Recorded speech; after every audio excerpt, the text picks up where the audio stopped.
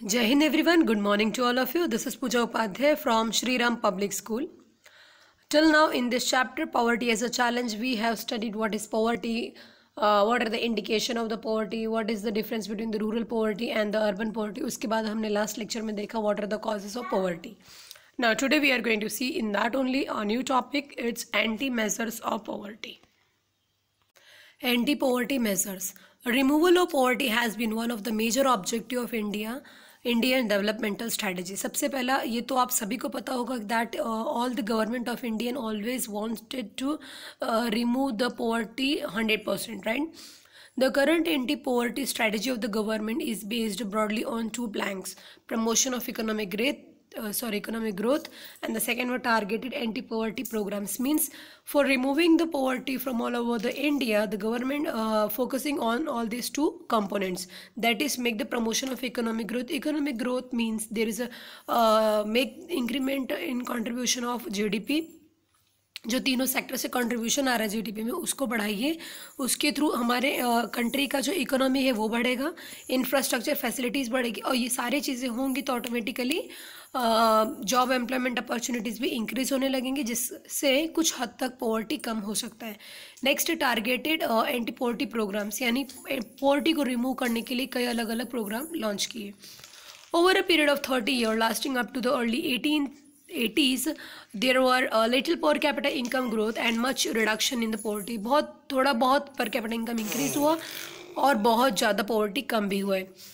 Official poverty estimates, which were about 45% in the year early 1950s, remained the same even in the early 80s.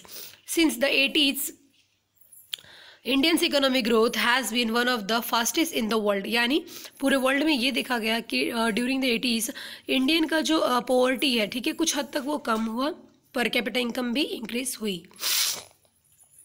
The growth rate of jump from the average of about 3.5 per capita year in the year 1970 to about 6% during the 1980s and 1990s. ठीक है, इसका मतलब 1970 के बाद से 1990 में काफ़ी per capita income increase हुआ. And the student per capita income increase, it is also one of the indication of the growth of the Indian economy, and maybe this is the leads to reduction in the poverty. The higher the growth rate have helped significantly in the reduction of the poverty. As economic growth going on, the poverty will get reduced. Okay. Therefore, it is becoming clearly that there is a strong link between the economic growth and poverty reduction. जैसे जैसे economic growth increase होगा वैसे वैसे poverty automatic क्या होगी, reduce होगी.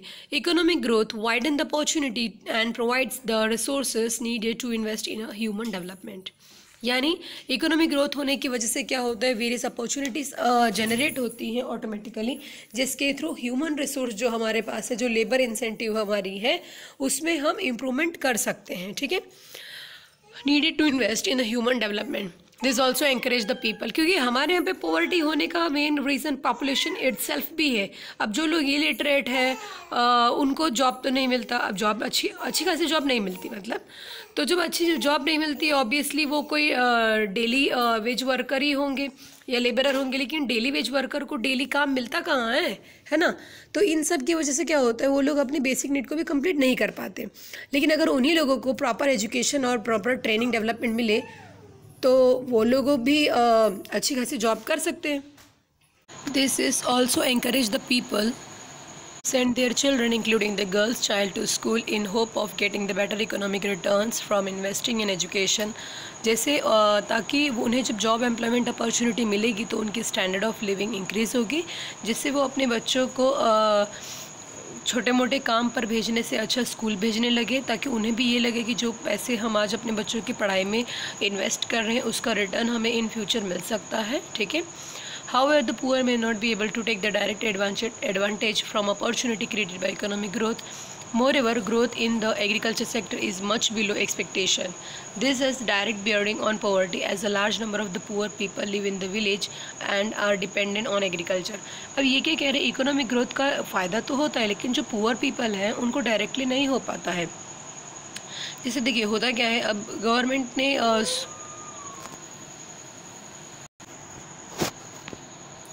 अब government ने कई स्कूल भी ओपन करके रखे हैं, लेकिन फिर भी पता है हमारे यहाँ पर जो हमारे इंडिया की सिचुएशन ये है कि स्टिल ऐसे भी कई बच्चे गांव में हैं जो अभी प्राइमरी स्कूल फ्री में एजुकेशन, फ्री में खाना पीना सब कुछ मिल रहा है, उसके बावजूद वो बच्चे स्कूल नहीं जा पाते।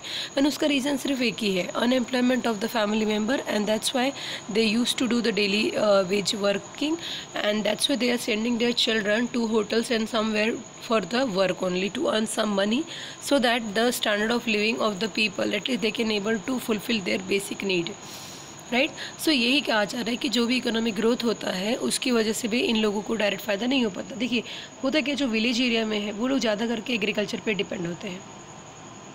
एग्रीकल्चर के अलावा उन्होंने और कोई एक्टिविटी में कभी एंगेज ही नहीं किया, इसीलिए उनका जो कंडीशन है वो अनसर्टेन होता है। अगर एग्रीकल्चर आउटपुट प्रोडक्शन अच्छा निकला तो उनके लिए सोना चांदी है, लेकिन अगर वही एग्रीकल्चर नेचुरल कैलामिटीज़ या नेचुरल वेदर कंडीशन पुअर की वजह से अफेक्ट हो गया तो वही उनके लिए लॉस हो जाता है, right. Next, in this circumstances there is a clear need for targeted anti poverty program. इसीलिए बहुत ज़रूरी है कि जो ये वर्स्ट कंडीशन है पॉवर्टी की, इसको किसी भी तरह से ओवरकम किया जाए, और इसीलिए गवर्नमेंट ने बहुत सारे प्रोग्राम लॉन्च किए। Although there are so many scheme which are formulated to affect the poverty directly और indirectly, some of them are worth mentioning. Mahatma Gandhi national rural employment guarantee act,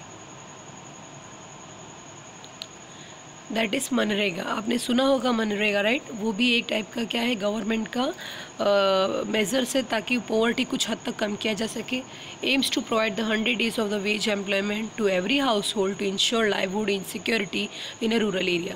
it also aim at sustainable development to address the cause of drought, deforestation and the soil erosion. 1/3 of the prospered job have been reserved for women.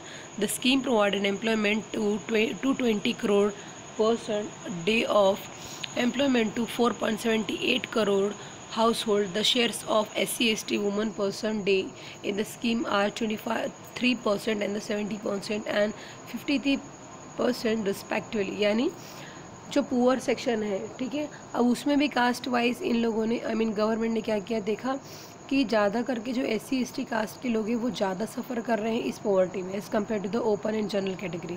तो इनके लिए भी government ने क्या किया, reservation system startup कर दिया, जिससे इनकी पॉवर्टी भी तो कम होगी क्योंकि उन्हें जॉब अपॉर्चुनिटी में रिजर्वेशन मिल रहा है। दूसरी चीज़, सोसाइटी में इनको जो नेग्लिजेंस किया जाता था उससे भी इनको राहत मिलेगी, सोसाइटी में इनका भी एक स्टैंडर्ड होने लगेगा। Recently in March 2018, the wage rate for unskilled manual worker has been revised. State-wise, the range of the wage rate of the different state and union territories lie in between the 281 per day. It is the minimum cost, okay, for the workers in the Haryana and 168 per day for the workers in Bihar and Jharkhand. See the difference? Even they both are doing the same work, but see the difference in the wages. The Prime Minister Rozgar Yojana is another scheme which was started in 1993. The aim of the programming is to create the self-employment opportunity for educated unemployed youth in rural areas and the small towns. They are help in setting up a small business. See what happens, जो पढ़े लिखे लोग हैं वो भी और जो non पढ़े लिखे लोग हैं, मतलब जो अनपढ़ लोग हैं, वो जॉब ना मिलने की वजह से दोनों की कंडीशन एक ही जैसे दिखाई देते हैं, राइट। तो इसलिए गवर्नमेंट ने क्या किया, जो पढ़े लिखे नौजवान हैं उन लोगों को मोटिवेट किया ताकि वो अपना खुद का बिज़नेस स्टार्टअप कर सके, क्योंकि वो पढ़े लिखे लोग हैं तो उनके पास एबिलिटी है थिंकिंग पावर की, जिससे वो कुछ भी बिज़नेस एक्टिविटीज़ करके इनकम अर्न कर सकते हैं, ठीक। They are help in setting up small business and industry. Rural employment generation program was launched in 1995. The aim of the program is to create the self-employment opportunity. Self-employment means to encourage the people to open their own business sector, okay. In a rural area and the small town, a target for creating 25 lakh new job has been set for the program under the 10th 5-year plan. 10th 5-year plan जो बना था उसमें 25 लाख लोगों को job देने की बात रखी गई थी।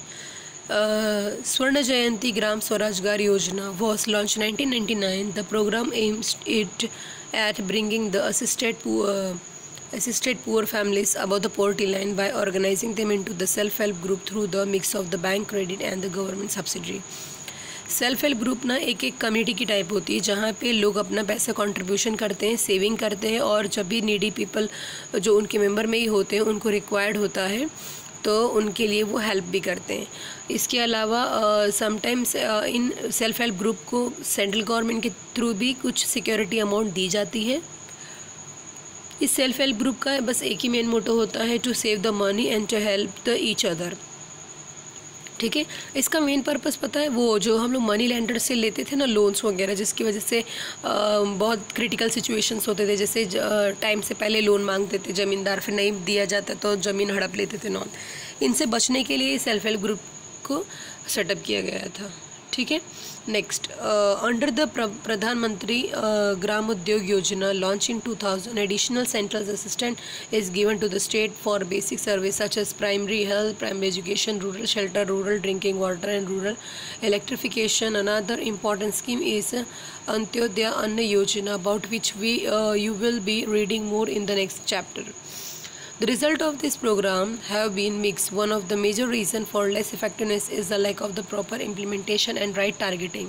जैसे अभी भी देखिए लॉकडाउन के दौरान गवर्नमेंट कितना कुछ प्लान पॉलिसीज़ बता रही है कि जैसे सैलरी नहीं कटेगी और फिर सभी को टाइम पे अपने घर पहुंचा दिया जाएगा, बस की फैसिलिटी की जाएगी, इंटरस्टेट हो गया।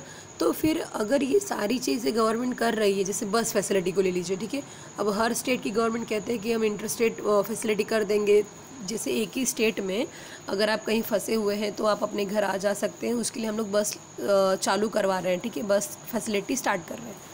अगर ये सब सच में हो रहा है तो फिर पब्लिक रोड पर, सड़क पर, हाईवेज पे चलकर क्यों आ रही है पैदल, राइट? इसका मतलब क्या होता है, गवर्नमेंट के प्लानिंग अच्छे रहते हैं लेकिन वो पूरे 100% इम्प्लीमेंट नहीं हो पाते हैं, जिसकी वजह से पॉवर्टी आज भी हमारे कंट्री में एग्जिस्ट है। अदरवाइज़ इतनी सारी योजनाएं जो स्टार्टअप की गई थी इसके बाद तो पॉवर्टी ख़त्म हो ही जानी चाहिए थी, लेकिन नहीं हो पाई। The reason only one, proper way में इसका इम्प्लीमेंटेशन नहीं हो पाया।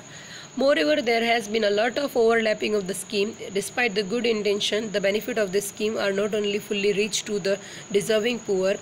Therefore, the major emphasis in recent year is on proper monitoring of all the poverty alleviation program. इसीलिए गवर्नमेंट ने उस टाइम पे क्या किया, देखा कि ये जो गरीबी हटाने के लिए इतने सारे प्रोग्राम्स लॉन्च किए गए, उसके बावजूद यहाँ तो कोई काम बन ही नहीं रहा, तो देखा गया problem.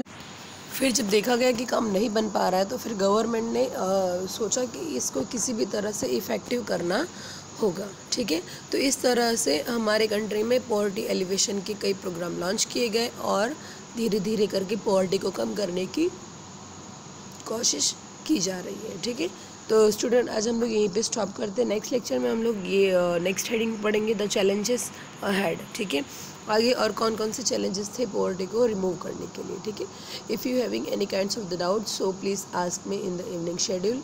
Till that stay home, stay safe. जय हिंद, टेक केयर।